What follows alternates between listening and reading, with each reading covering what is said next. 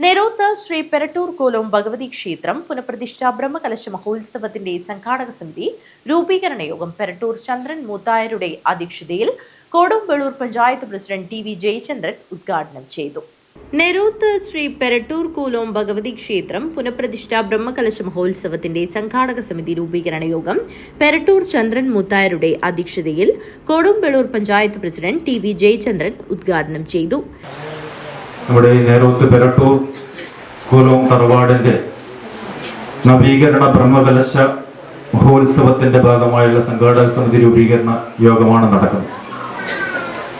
ഏറെ സന്തോഷകരമായ ഒരു നിമിഷത്തിലാണ് നമ്മളെല്ലാവരും ഒത്തുചേരുന്നത്. ഒരുപക്ഷെ പലയിടങ്ങളിലും ഇത്തരം നവീകരണ ബ്രഹ്മകലശ മഹോത്സവങ്ങൾ നടന്നിട്ടുണ്ടെങ്കിലും അതിൻ്റെയൊക്കെ സംഘാടക സമിതി രൂപീകരണം ചേരുമ്പോൾ അതിന്റെ നിർമ്മാണ പ്രവർത്തികൾ ഉൾപ്പെടെ ആ ഘട്ടത്തിലാണ് ആലോചനയിൽ വരിക. പി വി ശശി അട്ടക്കണ്ടം സ്വാഗതം പറഞ്ഞു. Ward member T V Latika, Bhupesh, Sajitha, Sreekumar, member Latha, retired I G Damodaran P, Kottodi Govindan master, Sankaran Namboothiri, Subramanian Namboothiri, Viswanathan Malayakkol, Pulikkodan Kunhikrishnan, Raveendran Nair, Lohithakshan Nair, Gopalakrishnan Mundyanam, Babu Maniyur, P V Raghavan, വിവിധ ക്ഷേത്ര ഭാരവാഹികൾ, തറവാട് ഭാരവാഹികൾ എന്നിവർ സംസാരിച്ചു.